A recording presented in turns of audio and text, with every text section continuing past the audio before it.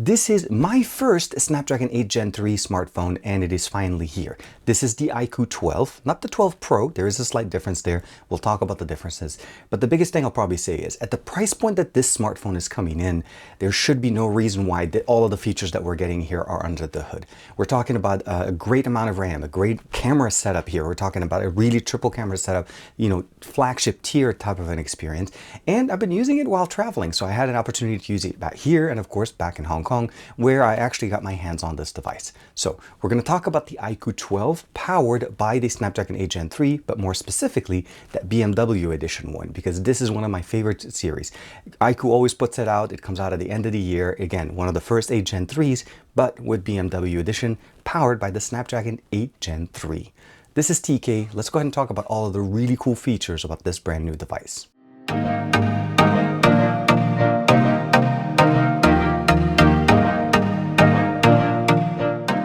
Like and subscribe and make sure you hit that bell icon so that you're always notified to whenever we have new videos on the channel.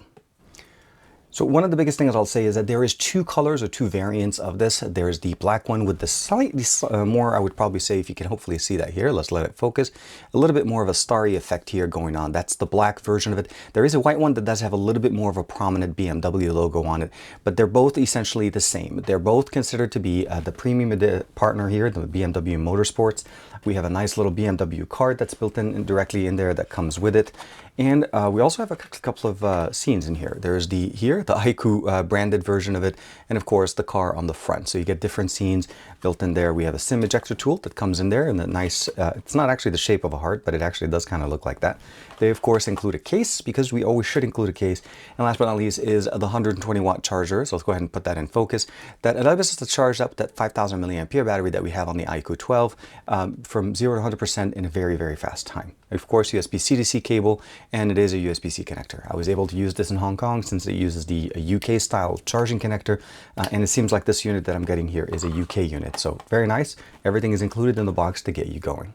Now, we talked on the back of this device, as I mentioned to you guys, we have a 5,000 milliampere battery. The standard model does not have wireless charging. The Pro model does have wireless charging. So that's one of the big differences in there as far as some of the uniqueness that comes in there. Also, the Pro model, if I'm not misunderstanding it, it should actually have a slightly bigger battery at about 5,100 milliampere. 120 watt is the wired charging that comes with this. Now you're going to be able to use it. There's going to be two configuration, a 12 and a 16 gigabytes of RAM, and a 256 and a 512 gigabytes of internal storage. So there's two models, but both are going to be powered by the 8 Gen 3. That's going to be the standard SoC, and the camera stack on the back is going to be pretty much the same. We have basically a dual 50 megapixel and a 64 megapixel camera on the back on the 12. So the main sensor is going to be the 50 megapixel astrographic camera, the 50 megapixel ultra wide camera, and a 64 megapixel 3x periscope lens that's going to be on the back on this. And we're going to talk about the ability of going all the way up to 100x, obviously using a combination of digital zoom and optical zoom. But that's going to show us some of the capabilities of this device. Now on the front, what we're looking here obviously is another camera that's going to be a 16 megapixel front facing camera. Now this one's only going to be able to give us 1080p resolution as max. Although when we're talking about the back, we're able to go all the way up to 8K 30 frames per second as far as video recording. The processor and the cameras can definitely do it, so we are definitely going to be able to enjoy that. And of course, we have image stabilization with OIS and EIS. Now, when we're talking about the display here, we have a 6.78 inch display, 2800 by 1260, and that's going to be the resolution here, running at 144 hertz. It worked great in Hong Kong's. It was a really nice, bright, sunny time when I was there. And one of the other things is we have also HDR10 Plus certification, and of course, really nice, I would say basically touch response is absolutely fantastic. So let's go ahead and do this here. You could definitely see, and basically I've been keeping it at 144 hertz at the higher resolution. Really good, 16 megapixel, all of that stuff. And of course, all of this is going to be running on FunTouch OS 14, running on top of Android 14.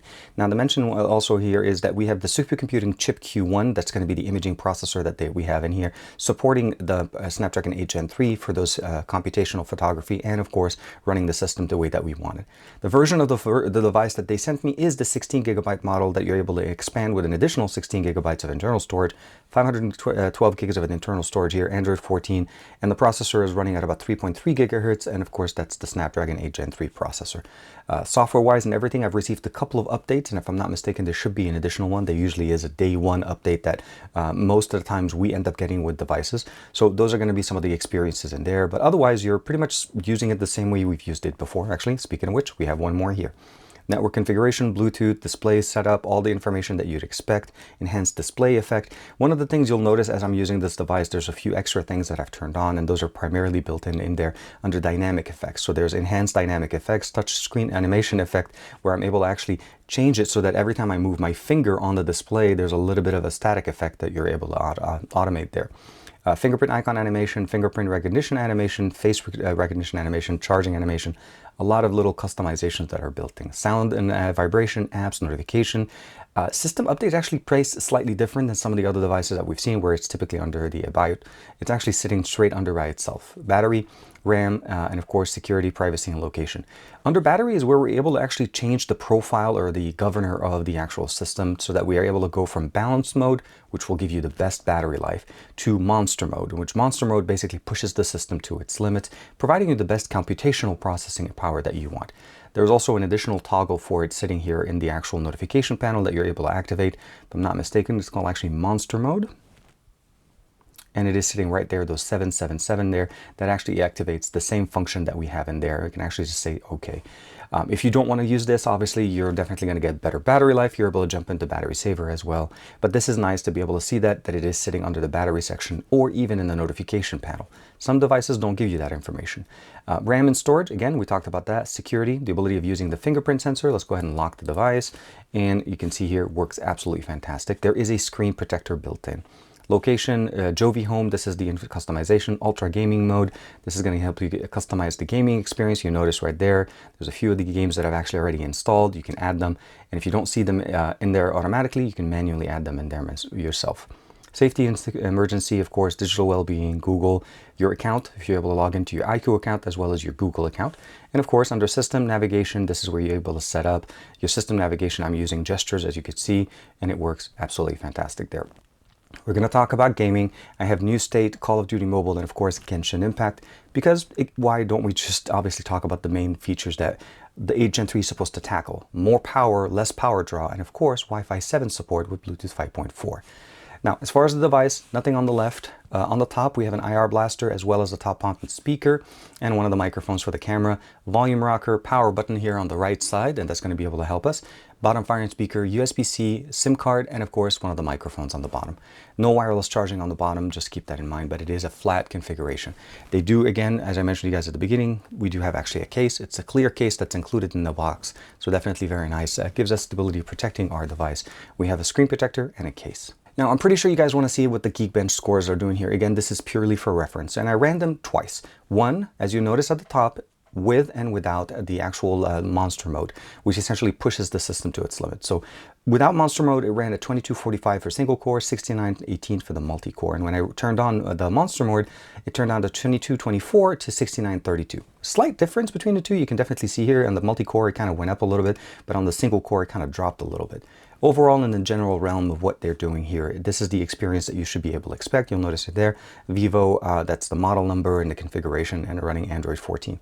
So the biggest thing I'll probably say is it's not going to skimp out on the features and the functionalities that you're going to expect. The wallpaper that we have in here, we have a few options in there as well.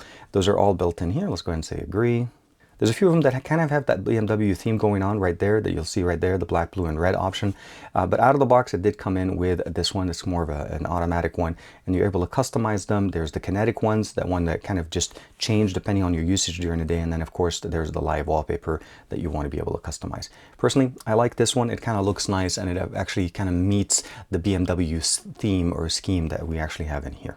Now, as far as the cameras and what we're able to do, obviously we talked about the fact that video capabilities on the back sensor here, we're able to jump in all the way to 8K and of course 30 frames per second. I like to personally stay at 4K 60 frames per second. That's going to give us the best experience as far as I enjoy the content that we have in here. Stabilization also turned on there. Front-facing camera, 1080p 30 frames per second. Again, that's one of the limitations that we've seen overall. I'm hoping in the future we'll be able to see that. Under photo, I've been loving using the little vignette, basically the vintage filter. I'm not going to call it vignette, but essentially it's a filter that adds a little bit more of that little, I would say, the IQOO feel, the vintage options that we have in there. Under more, we have obviously a few other options: high resolution, full readout of the sensor, Ultra HD document, slow motion, time lapse, long exposure, super moon obviously, and of course astrophotography, tilt shift, pro mode, and of course fisheye to be able to use that ultra wide lens that we have. You have snapshot, night mode, and of course all the different options. But let's go ahead and go real quick outside and do a quick sample of the front facing and the rear facing camera on the brand new IQOO 12. So we're doing this outside. Actually, this is a good example of what the front facing camera is going to be. This is a good day, nice, not cloudy or anything, good enough lighting, but this is the front facing camera on the brand new IQOO 12. 1080p resolution is going to be out of that 16 megapixel camera that we have in here. Although I've seen devices do more, and I'm hoping that we do get some kind of a better resolution at some point. But again, not that bad. The main sensors on the back are going to be the best performers here. So let's go ahead and switch over to the main sensor on the back. Again, that one's going to actually shoot at 4K 60 frames per second, although we can actually go all the way up to 8K. Okay, now switching it over to the main sensor on the back, 4K 60 frames per second is what we're recording here, and this should be a good example of what the audio and video looks like. There's going to be a lot more B-roll, obviously, that I'm showing you guys from the when we went to the Buddha, driving the car, going down, walking around Hong Kong in the evening. There's a lot of good things out of this camera, and this is, again, one of the things that surprised me. At the price point that the IQOO 12 is coming in, with the features that we're getting out of it, it surprises me that this is actually not the Pro model. Although I'll say this though, the Pro model does carry over the same sensors, where there's a few extra features like a bigger battery, wireless charging, a few unique, I would say, Pro features that IQOO decided that that's going to be the features that can stay on the Pro. I say that the 12 is actually a very compelling device at the price point and the features that you get out of it. Again, the 16 gig 512 is a banging device. So I hope you guys are enjoying the video and audio from this sample on the main sensor on the back. Now, of course, we want to be able to see how the speakers on this device are going to be performing. So as you saw there with the audio and video, really good on the main sensor on the back and the main sensor on the front. Let's go ahead and put the volume all the way to 100%. This is Alex Crindo Jumbo by NCS Release, our favorite song on the channel, apparently. Jack it up.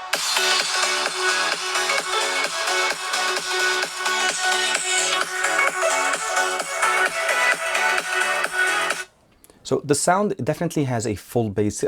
It's basically very well rounded. The bass is very nice, very pronounced. It's not overpowering. It's also not the loudest speaker that we've seen before. On phone calls that I've been able to test out with this, with video calls, I've actually had no problem hearing people. The volume actually gets pretty loud. Right now, what we're getting here essentially is good bass, good audio, and of course, you should be able to hear it without any problems. It's not going to take any of the awards of the loudest speakers on the market, but definitely really good speakers on what we get here with the IQOO 12. Okay, we're going to switch it over to gaming now. Primarily for me, gaming provides me a much better benchmark of how a device performs than just running, let's say, Geekbench or something like that. We saw the scores, but how does it actually translate into the actual real-world experience? Specifically for me, Genshin Impact running at highest resolution at 60 frames per second and seeing how the device handles it for at least a 10 to 20 minute game lane, meaning going into the game, playing for 20 minutes and seeing how the phone performs. I'll say this, that the thermals on this device are definitely well managed. There is no issue in the sense where the device got too hot. It did warm up a little bit, but it's not warming to the level where it becomes uncomfortable. And this is me holding the phone, not holding it in a case. So there's also a much better improved thermal management, but also the power draw that we're getting from the 8 Gen 3 is less than what we had before. So definitely much better improvements there. No stuttered, not once did I see a misframe, not once did I see anything change or stop working for me, as I'm showing you guys with that little sample with the Genshin Impact game here. Now, when we move over to new state, 90 frames per second out of the box. That was also a surprise for me. I was able to play that, no issues. Everything kind of went the way I would expect it. And of course, as you've played games before, PUBG and New State have always been one of my favorites to test because those typically run about 24 to 30 minutes, and that's per session. Not a problem. Actually, that's how I was trying to do it. I was doing back to back. So I started with Genshin, went to PUBG, sorry, New State, and then went to Call of Duty Mobile. All of those kind of hang in there one after another. And as you see there with the sample, definitely very, very nice. Going into Call of Duty Mobile, and we were playing basically a gameplay where I was running at the highest frame rate. Now, I couldn't tell the frame rate. This is one of those things where I would have loved their UI to allow me to see what the current frame rate is in the game as I'm playing, but I was running it at the max. So it was the highest level resolution, but it also gave me the best frame rate for that. So giving me the ability of going at the highest frame rate and the best resolution for it, it worked great. No issues again, no stutters, no problem. The sound coming in from here is definitely very nice. It's loud enough that you're able to distinguish where the sound is coming from, and the speakers are definitely well positioned. They're facing outwards, so as you're holding the phone this way, the gaming experience gets very nice. So as you're seeing again with the sample, it looks really, really good. Now let's talk about cameras and of course, how do they perform and what do I think? So I'll start by saying first and foremost, I started using this in Hong Kong because I got the device while I was traveling and it did not disappoint. There was one update that came through, taking pictures all around. We went to the Big Buddha over in Hong Kong, and you're going to see some of those images from me either on the tram, going there, but also the ability of using some of those experiences. I was standing at the top of the stairs of the Buddha and we were trying to find my son. And my son went way ahead of us and went all the way down to the bottom. And as you could see there, we started with the 100. Basically, I started with a standard focal length. I went in to 1, 3, and then 10. And then after that, I punched in all the way to 100. And you could definitely tell that this is him.